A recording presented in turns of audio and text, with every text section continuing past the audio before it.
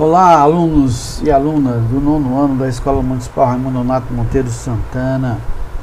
Aqui quem fala é o professor Ronaldo, professor de Ciências. Essa aula será aula para o 9º ano. E hoje, na aula de hoje, nós vamos falar de um assunto muito atual, né? Mas para isso nós vamos identificar aqui para vocês qual é a habilidade que nós vamos trabalhar hoje nessa aula. Essa aula não é grande, ela vai ser uma aula bastante rápida, mas você vai ter que prestar bastante atenção, tá? Então, ó, a habilidade que nós vamos trabalhar hoje é F9CI29, que diz o seguinte: justificar a importância das unidades de conservação para a preservação da biodiversidade e do patrimônio nacional, considerando os diferentes tipos de unidades, parques, reservas e florestas nacionais, as populações humanas e as atividades a elas relacionadas. Isso que nós vamos tentar ver hoje nessa aula, falando sobre desenvolvimento sustentável. Antes, eu gostaria que vocês analisassem essa estátua que nós temos aí no nosso livro. Diz assim: as gigantescas estátuas de pedra encontradas na Ilha de Páscoa. Quem as construiu? Como a história da Ilha de Páscoa se compara à história que está acontecendo em nosso planeta? Você vê em primeiro plano, né, uma estátua com cerca de 8 metros lá na Ilha de Páscoa. Você sabe onde que fica a Ilha de Páscoa? Fica aqui na América do Sul, no Chile, tá? Então vamos discutir, né, olhando para essa estátua aí, o que teria acontecido nesse local para que ficasse vestígios do que aconteceu. Quem construiu essa estátua? Será que hoje existe um artista, escultor, para conseguir fazer uma arte dessa? Sim, certamente. Mas naquela época, em que época aconteceu? O texto que evidencia o livro de vocês afirma que provavelmente essas figuras, esse tempo contemporâneo, seria mais ou menos a época em que a Europa vivia a Idade Média. Então, até a Idade Média, não se conhecia os continentes do hemisfério sul. E o livro afirma. Eu aconselho que você dê uma lida nesse capítulo. Ele é introdutório e fala sobre desenvolvimento sustentável, capítulo 12 do livro de vocês. Então leiam bastante para a gente tentar discutir, que é um tema bastante atual, tá bom? Bom, para que isso não aconteça, o que sugere? Sugere que aconteceu uma extinção de toda uma civilização, e o vestígio que ficou foi apenas essas estátuas. Será que nós corremos o risco de extinção da humanidade? Será que nós sabemos usar bem os recursos à nossa disposição? Ou nós estamos usando demais, e será que nós teremos para nas gerações futuras? Tudo isso diz a respeito do nosso assunto. Vamos pensar, né? O que está acontecendo com o mundo atual, com o Brasil, com as florestas se queimando, pegando fogo, nós perdendo patrimônio genético e biológico. Isso é coisa para a gente agir e pensar e agir. Vamos lá. O que seria desenvolvimento sustentável? Você já ouviu falar sobre isso? Você já pesquisou sobre isso? O que seria isso? Interrogue-se, pergunte-se. Bom, de acordo com o nosso livro, diz assim: a expressão desenvolvimento sustentável pode ser entendida como desenvolvimento econômico e material que leve em conta as consequências das atividades humanas sobre o ambiente e utilize de recursos naturais que possam ser renovados, para que não haja degradação do ambiente ou esgotamento dos recursos. Bom, se eu fosse explicar para vocês pessoalmente o que seria desenvolvimento sustentável, seria dizer para vocês o seguinte: quem usa e guarda vai sempre ter. você faz um uso racional daquilo que você tem, nunca vai acabar. Você vai sempre ter. Isso seria desenvolvimento sustentável curto e grosso. O que está acontecendo no mundo? O que aconteceu pelo mundo ou pela exploração do planeta Terra? Se retirou e não se colocou de volta. Aconteceu com florestas, aconteceu com extinção de animais, aconteceu com patrimônio genético que existia nessas espécies e não se repôs. Nós, seres humanos, temos um legado destrutivo. Quando eu digo nós, você também entra nessa conta. Você faz parte da humanidade. Então é responsabilidade nossa cuidar do futuro, principalmente da geração que vem. Usar, sim, em benefício do homem, sim, mas de maneira racional. E que tenhamos um futuro. Não usar de maneira desenfreada sem pensar nas consequências. Não se pode mais conceber um pensamento assim. Nós temos que raciocinar e a terra, o ambiente pede socorro. E a responsabilidade de todos nós pensar nisso, pensar nesses recursos. Bom, para que uma sociedade se desenvolva de modo sustentável, ela deve praticar atitudes que atendam não apenas às suas necessidades, mas também às necessidades das gerações futuras. Fechando seria o que nós pensamos sobre desenvolvimento sustentável. Pensar na próxima geração. O que eu devo fazer, que medidas eu devo tomar, que planejamentos eu devo fazer para que eu sempre tenha. E pensando em alternativas. Pensando em manejo.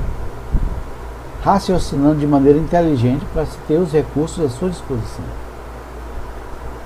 É inconcebível nós termos grandes gênios das ciências pensando em descobertas e tão burros em praticar atitudes que degradam a natureza.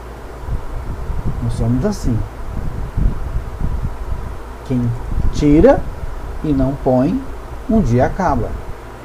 Isso é fato. Tem que se repor. Isso é a sustentabilidade. Vamos analisar o seguinte. Esse gráfico que eu peguei aqui para vocês. Ele tem 3 balõezinhos aí, um de cada cor. Eles estão se interligando. Estão fazendo uma associação, né? Uma união. No conjunto, lá na matemática, seria a interseção. Veja, o ecológico, o social e o econômico. Esses 3 elos da comunidade, os 3 conjuntos, têm que estar interligados, tem que ter uma união, ele tem que ter um ponto comum. E qual seria o ponto comum? Seria a sustentabilidade, tem que ser sustentável. E o que deveria nós fazermos para conciliar o social e o ecológico? Seria a palavra suportável. Nós deveríamos olhar o que é suportável para a sociedade e o que é suportável para a ecologia para ter o uso da ecologia, os recursos naturais. Porque é também desumano você ter o que usar e não poder usar. Não tem que ser o céu e a terra, tem que ter um meio. Tem que ter um ponto comum, seria o suportável. Vamos a um exemplo. Se tem um grupo, uma comunidade carente, que precisa usar a floresta para a sua sustentabilidade, ela vai usar até ser suportável. Tem que ter meios inteligentes para que essa comunidade possa usar a floresta de maneira que não a degrade. Ou se ensine a essa comunidade a repor aquilo que tira. Usar de maneira racional. E entre o suportável, o ecológico e o social está o sustentável. Isso acontece e pode acontecer. A sociedade pode desenvolver projetos sustentáveis de exploração da floresta, de exploração do rio, da coleta Isso é viável, pode ser viável, por quando se trata de econômico. É viável? Sim. É equitativo? Sim, também. O social, o econômico e o equitativo se equilibram. Gente, isso aqui é muito óbvio. Aí você pode me perguntar assim, mas professor, isso não funciona. Não funciona porque nós, pessoas, ainda não sabemos eleger bem os nossos representantes. Nós só o vemos de 4 em 4 anos. E não cobramos. Você se lembra em quem você votou? Ou se você não vota, você vai um dia votar. Você tem que se lembrar de quem você votou. E por que votou. Ele vai passar 4 anos no poder para fazer alguma coisa por você. Se você não cobrar dele, ele não faz. Né? Então o social e o econômico tem o equitativo. A economia não pode escravizar o social e a sociedade não pode viver só por causa da economia. Tem que ter o elo de ligação do viável, do sustentável e do suportável. Vamos supor que o governo, pensando na economia, elege muitas prioridades de impostos. Ela tem que pensar aqui no suportável para a sociedade. Será que a sociedade suporta tantos impostos? Vai acabar extinguindo. Vai provocar desigualdades sociais, vai provocar fome. E isso impacta onde? Lá no equilíbrio. Porque quem tem fome tem pressa. Aquela comunidade aqui pode não respeitar o suportável e começar a utilizar de maneira desarmônica a floresta. E lá se vai o ecológico. Usa, tira e não põe, acaba. Vocês estão me entendendo? O sustentável tem todos esses conjuntos aqui. Todos esses conjuntos aqui. Bem que está um meio, sustentável. É o que deveria ser feito. É utopia? Não, é ciência. Em alguns lugares isso é feito. Isso é descoberto. E se vive bem. Porque todo mundo olha para o Brasil e olha para as florestas brasileiras? Porque nossas florestas ainda têm riquezas inexploráveis. Olha aqui o olho econômico dos outros países. Mas nós, enquanto Brasil, não sabemos usar o viável e o equitativo. Nós desequilibramos isso. Vocês viram aí, né? O que está acontecendo no Pantanal, na floresta amazônica já aconteceu e muitas outras coisas. O interesse maior sempre vai ser o econômico. Não se pensa no ecológico nem no social. Não se pensa no ecológico nem no social, isso desequilibra. As pessoas ficam mais ricas, os grupos ficam mais ricos e não se tem como repor. O reflexo é imediato. Tá bom? Isso, esse quadro eu peguei para você pensar, raciocinar. Sair da mesmice. Você está no 9º ano, você está no 1º ano. Está na hora de você ter uma posição política em relação a tudo isso. Continuemos. E nós temos aqui esse quadro que eu trouxe do livro de vocês para a gente analisar. Ele diz assim: desafios para se estabelecer desenvolvimento sustentável da sociedade humana. É claro, tá? É claro, é óbvio que nós não vamos analisar ele todo. Vou pegar aqui um aspecto e dar exemplo. Você vê os demais depois, tá bom? Bom, esses desafios estão relacionados entre outros fatores. Vamos pegar aqui a obtenção de alimento. Raciocínio. Para se ter obtenção de alimento, é preciso ter grandes áreas de plantio. Você precisa da extração de recursos animais e vegetais, o que aumenta a capacidade de renovação. Você vai ter como consequência a perda da fertilidade do solo, você pode ter fome, você pode ter desnutrição, você pode ter desperdício de alimento. Todos esses fatores estão relacionados a desequilíbrios, o desenvolvimento sustentável. A fome, ela é fato. No Brasil tem gente que morre de fome. Ah, você não sabia, mas tem. Milhares de pessoas brasileiras não têm o que comer amanhã. E países, tem países que são países desnutridos. O que é que impacta isso?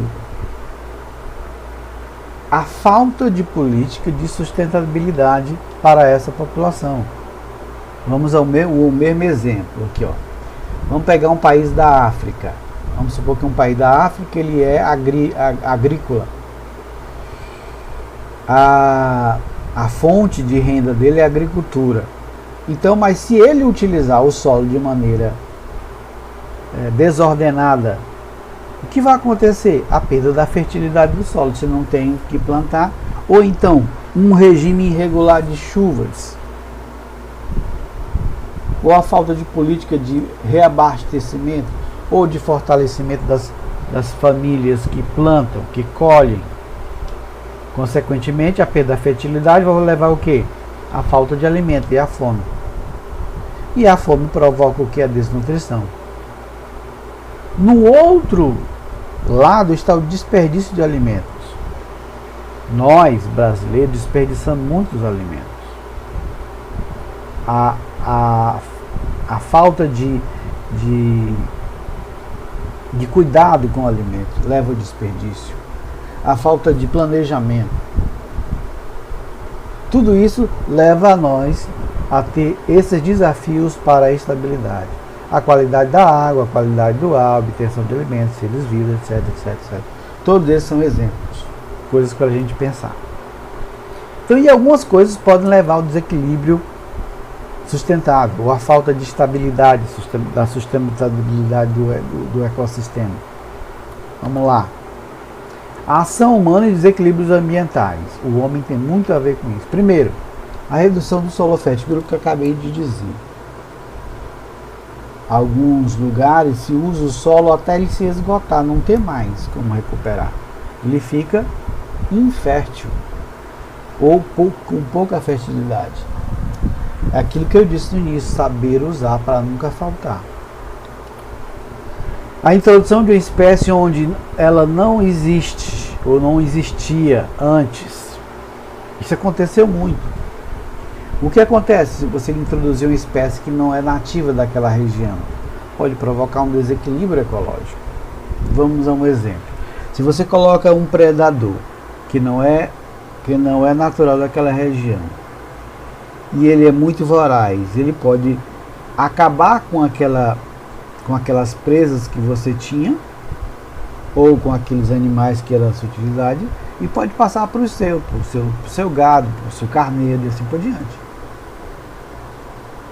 E ela começa a comer mais e se reproduzir mais. Ela pode crescer, porque encontrou todas as condições para crescer, aumentar o número, porque tem alimento em fartura. Isso é o risco de se introduzir uma espécie que ela não existia antes. Outra, substituição da vegetação nativa. O que pode acontecer? Se você substituir aquela vegetação por outra que não é nativa, aquela pode ser agressiva e pode necessitar de mais nutrientes, pode esgotar aquele solo, ou pode atrair pragas. Há toda uma possibilidade que pode acontecer. E a destruição dos manguezais em vários pontos do litoral vem interferindo na procriação de muitas espécies marinhas. Veja, o homem agindo dessa maneira, ele leva a um desequilíbrio ambiental. E qual seria a solução? Seriam os parques, as áreas de conservação. Por quê? Qual a importância das áreas de conservação? Porque essas áreas iriam ser proibido caçar, cortar madeira ou coletar qualquer tipo de espécie. Seria um salvaguardo do ambiental. Nós teríamos como estudar ou desenvolver uma espécie que fortalecesse o solo, ou descobrisse uma substância para um medicamento e assim por diante. Essa é a importância de se manter os parques ambientais, as áreas de conservação, e não permitir a degradação. É uma ação inteligente. Se você usa aquilo e não repõe, ela vai acabar. Ok? Então era isso, minha gente. Eu acho que o capítulo é o capítulo 12 do livro de vocês. Leiam o capítulo 12, tá? Depois a gente manda as atividades para vocês fazerem, tá bom? Pensem bem, raciocinem, fiquem com Deus e até a próxima.